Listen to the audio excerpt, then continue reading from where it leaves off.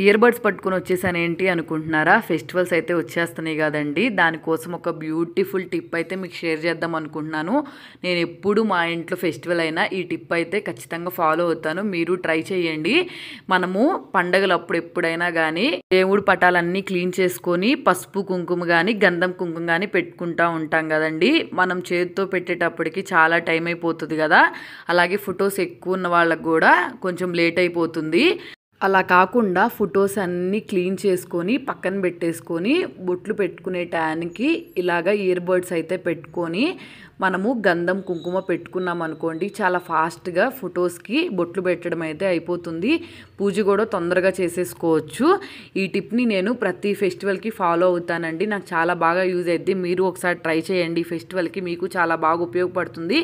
అలాగే మీకు యూస్ఫుల్ అనిపిస్తే వేరే వాళ్ళకు కూడా షేర్ చేయండి. అలాగే వీడియో నచ్చితే ఖచ్చితంగా సబ్స్క్రైబ్ చేయడం మాత్రం మర్చిపోవద్దు.